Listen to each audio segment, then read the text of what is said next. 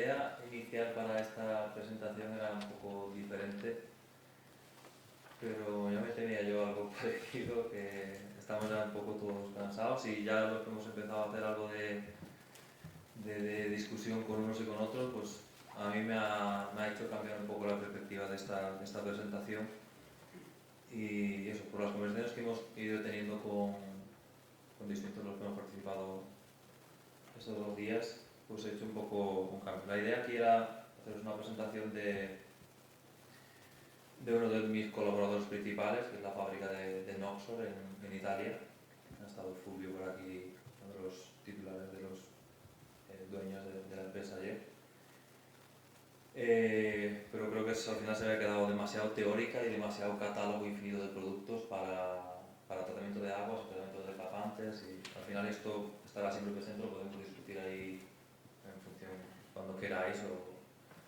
Entonces voy a centrarme más en ser más práctico en mi experiencia, que abarca un tipo de pintores, pero es un rango muy amplio, porque yo creo que es un porcentaje muy alto de esos pintores con 3, máximo 4 cubas de tratamiento, incluso más pequeñitos, que son los que de verdad tienen más problemas a la hora de gestionar, ¿no? Dentro de su línea no hay una planta depuradora de agua, porque supone un investimento grande, o no están tan centrados, no tienen la posibilidad de temas como los que se han pasado aquí, de pintores a terceros, y vamos a trabajar con pinturas en polvo de bajo curado.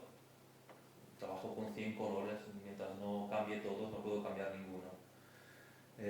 O cabinas ya muy eficientes, como las que he presentado aquí con la tecnología de la fase densa Norson. Bueno, ese grupo muy amplio de pequeños pintores y no tan pequeños, pero que como todos se preocupan de intentar ir hacia el impacto cero. Y bueno, voy a contar un poquito mi experiencia. Voy a tratar de responder directamente a lo que es el argumento de esta parte. O sea, aquí Máximo nos deja aquí 3 preguntas de cuáles son las nuevas fronteras de la protección medioambiental en el ámbito de los tratamientos de superficie. Pues aquí a esta pregunta voy a ir un poco a la parte con la que yo más trabajo, que es la parte de pretratamientos. Y bueno, está claro que dentro de ellos la gestión de una parte importante es la gestión de las aguas residuales que se generan en ese punto. Dentro de ese, obviamente hay líneas muy grandes y que están muy preparadas y ya están bastante concienciadas de esto, han tenido el problema y han buscado una solución o están en ello. También hay líneas muy grandes, estaba hablando hoy precisamente con uno de los mayores lacadores a nivel peninsular, ¿no? Y realmente tienen un problema con el consumo de agua exagerado. Para mí, cogiendo un proyecto desde el principio, obviamente sí se puede hacer, lo que hay que tratar es de irse a no generar el problema. Si podemos diseñar unas líneas de tratamiento con descarga cero, el problema de la gestión del agua residual desaparece. Está claro que esto muchas veces unas veces es posible, la mayor parte de las veces no, porque entras en proyectos en los que las líneas ya están funcionando, las líneas se han diseñado para un tipo de trabajo y evolucionan y llegan a trabajar con piezas mucho más grandes de las que tenían pensado. Hay muchos arrastres, mucha contaminación, desbordes, otros porque realmente no tienen ni siquiera equipación de una buena contracorriente y lo que hacen, la única solución que tienen es abrir grifos, hacer desbordar cubas para mantener una limpieza de cubas y que el proyecto, todo el tratamiento funcione de forma correcta a base de tirar agua. Está claro que lo primero, si podemos irnos a líneas de tratamiento de descarga cero, diseñadas desde el principio, bien. Si no, pues hay alternativas tecnológicas como las que he presentado yo ayer por la mañana como por la tarde, en la cual ya hay tecnología que nos permite gestionar muy bien, hacer una gestión muy eficiente de los niveles de las cubas y conseguir un grado de contaminación realmente bajo. Y en líneas que estaban trabajando a desborde y a tirar agua, conseguir convertirlas en líneas de descarga cero.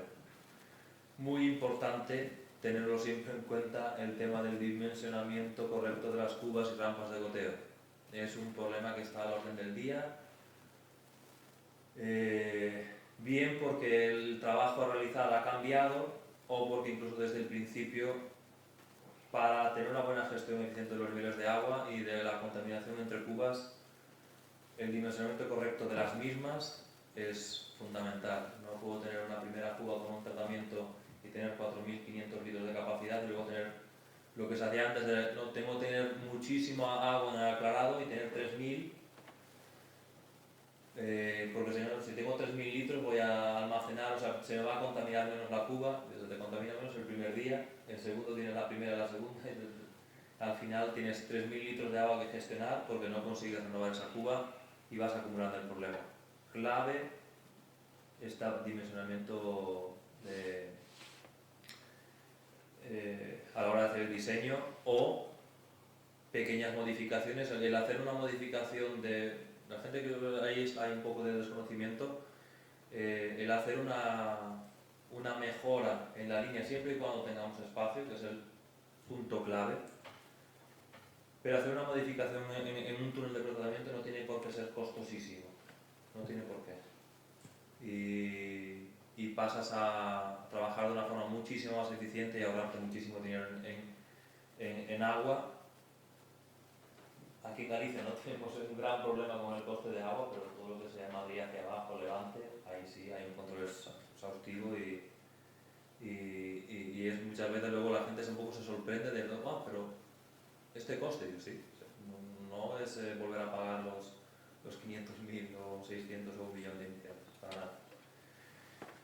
Bueno, cuando obviamente no es posible irnos a las líneas de descarga cero, he puesto aquí líneas de sistemas de depuración químico-físico en continuo, es digamos lo último, apoyándonos tanto en tema de tecnología como en producto químico.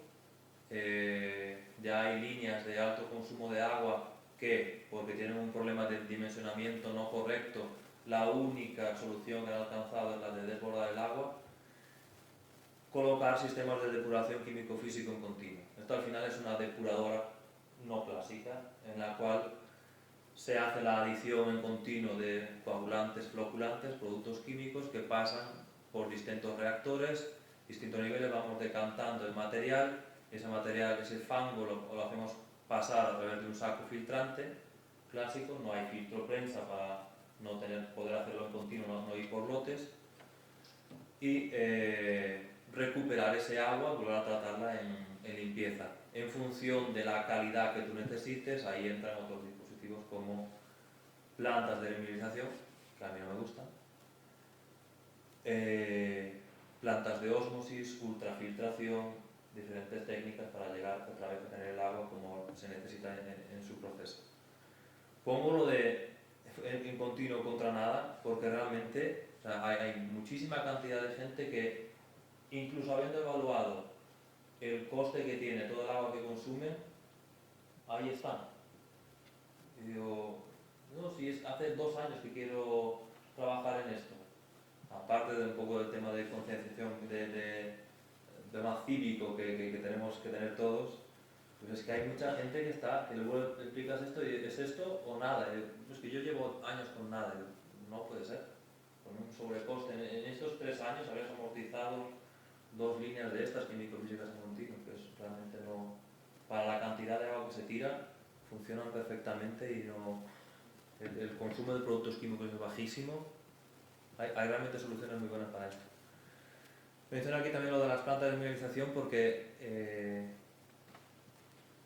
supongo que por un tema de las plantas de mineralización se conocen desde hace muchísimos años, es una solución para cualquier tipo de tratamiento de agua, pues que está en la industria de 30 años, muy bien conocido, y en las líneas de pintura, o bien haciendo una compra separada, o bien incluso propuesta por los fabricantes de las líneas, durante muchísimo tiempo siempre se han propuesto las plantas de mineralización para recuperar ese agua residual, o incluso una versión que a mí, no sé, discutido bastante y que no le veo el provecho es, por ejemplo, en una línea con 5 cubas, la primera con un pretratamiento un fosfodesgrasante o un desengrasante alcalino, 3 cubas de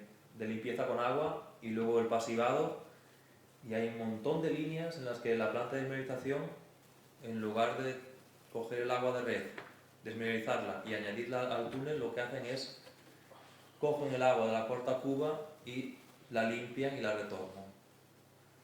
¿Eso que provoca? Eso funciona muy bien, eso 2 días. Al final esto es una resina que se colmata, esa calidad del agua la mantenemos horas o días dependiendo del caudal que tengas, pero luego sube exponencialmente, te obliga a hacer una regeneración. En esa regeneración tienes que usar ácido clorhídrico concentrado, sosa concentrada, al menos 3.000 o 4.000 litros, dependiendo de los tanques de resina, para hacer la limpieza del propio ácido y de la propia resina, del propio alcalino, con lo cual has generado 10.000 litros de agua residual que luego tienes que pagar por gestionarla.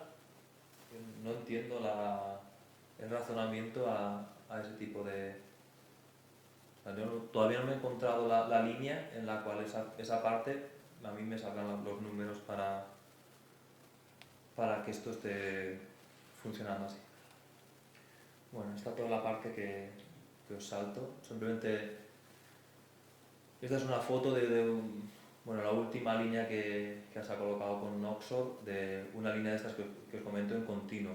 Son muy compactas, pueden tratar, hablamos de cientos de litros a la hora, hasta 1.000 litros a la hora, miles de litros a la hora, habrá que hacerlas más grandes, pero pensad siempre que no hay un filtro prensa, que al final de una línea depuradora que para nuestro sector costará alrededor de unos 100.000 euros, el filtro prensa supone 25.000. Entonces esto es muchísimo más sencillo y el filtro prensa se elimina. Con esto se puede perfectamente, veis aquí ya agua casi perfectamente clarificada y todavía tiene el paso a través del filtro mecánico. Se recupera el agua con 30-40 microsiemens al máximo, que podría ser un agua perfecta para luego entrar a una osmosis si la necesitas, o una planta de mineralización si es lo que tiene. Pero vamos, que la solución técnica las hay.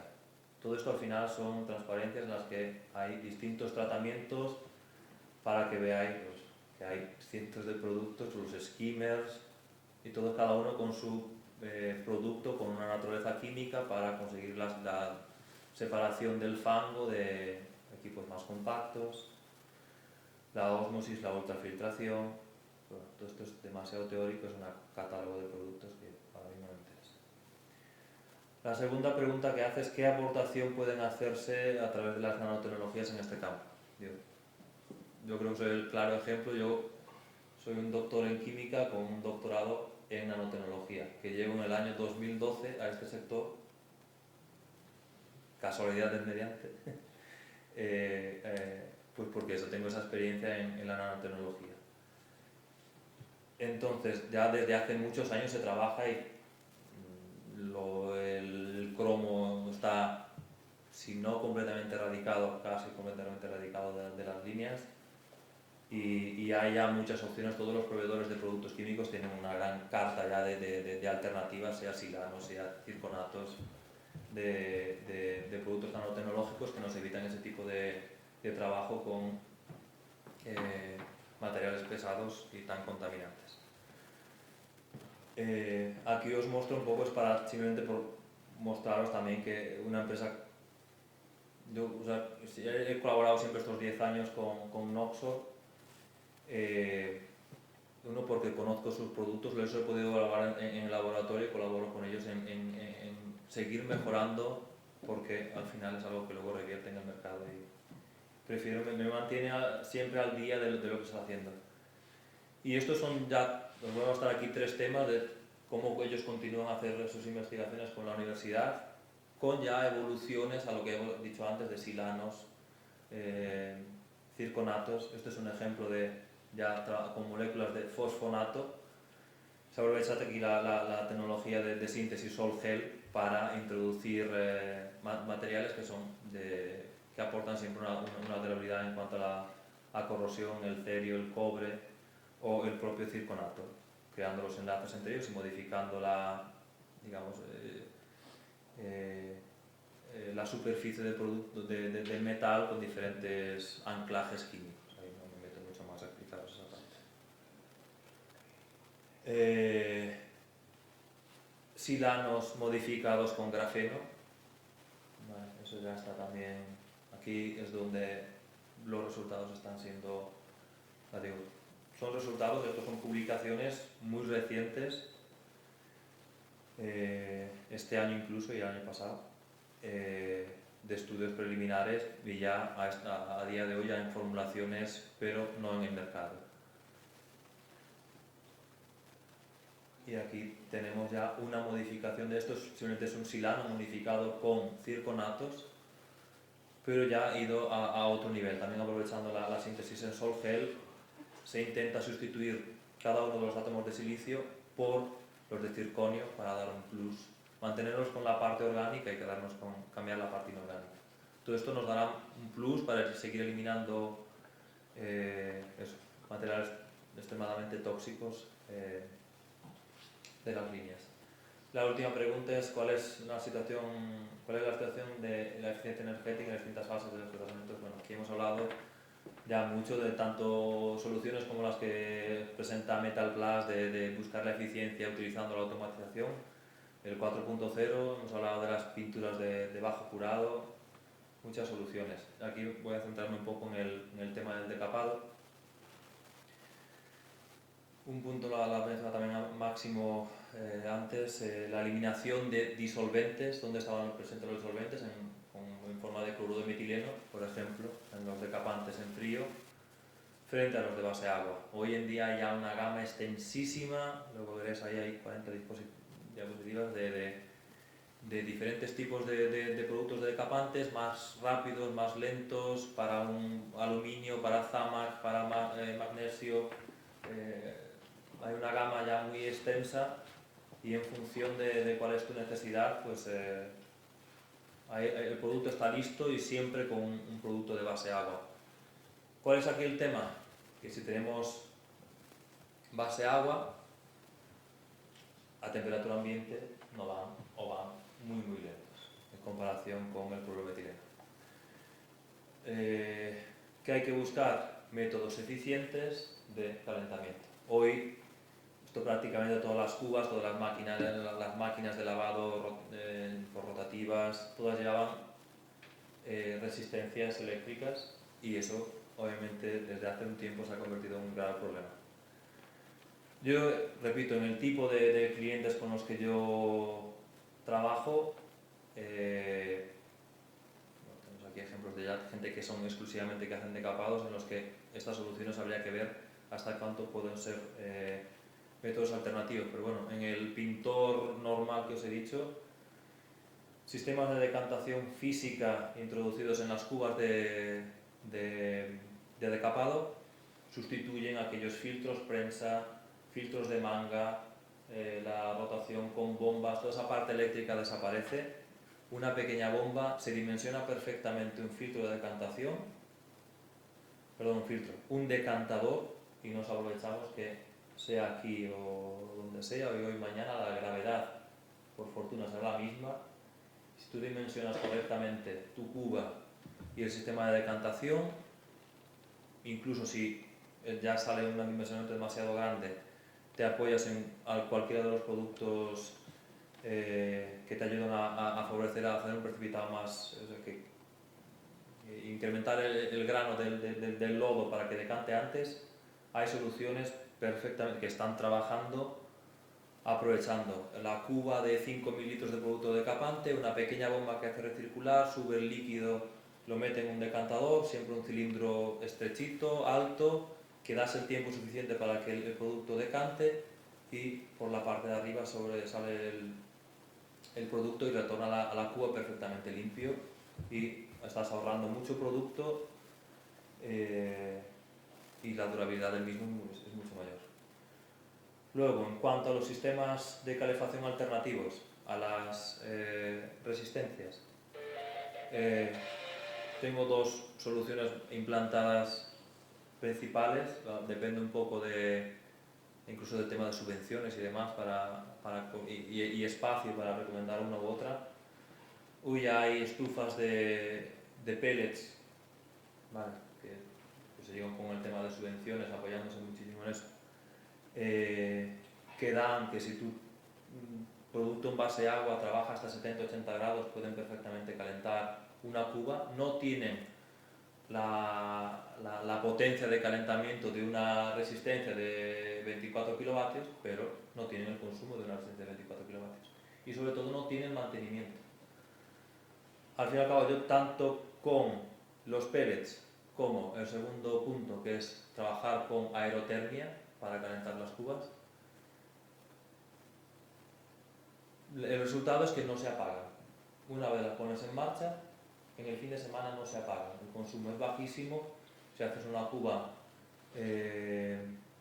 bien protegida con su tapa, para que si fabricas una buena cuba, la pérdida de grados de temperatura es residual y el consumo son bajísimos. Hablamos de un saco de pellets puede calentar, que te cuesta 4 o 5 euros, puede calentar una cuba de 2000 litros de decapante y mantenerla caliente durante un día. Es nada. El resultado es que no se apaga. Y bueno, aquí las diapositivas con las cientos de productos que nos pueden apoyar en el decapado, siempre en base a agua, para eliminar los envases disolventes. Aquí se continúa a trabajar muchísimo a nivel de laboratorio. Han hablado de algún problema que hay por ahí. Hemos pedido ya muestras para hacer las pruebas en el laboratorio, a ver si conseguimos decaparlo. Y está ahí, bueno, infinidad de productos, es algo, sí, desde el de Zamac, los extrusionados. Aquí es ya una alternativa que está al orden del día. Esto ha sido siempre, al principio, durante años, ha sido un problema importante. Al pasarnos de disolventes no clorados, salirnos del cloro de metileno, utilizar base agua y poder decapar productos que estaban zincados y no eliminar pintura y zincado. Esto a día de hoy está completamente resuelto. Temas de tipo Zamac, extrusionados y diferentes tipos de máquinas para conseguir hacerlo decapado. También temas de plástico, hay por ahí, ABS, FDMs, los tapones de silicona, lo mismo. Bueno, es un poco esta parte, ya lo digo, que al final es un catálogo de productos, si alguien está interesado, pues, y tanto eso como máquinas, es un poco más teórico que lo que me interesa. Por aquí creo que ya he terminado.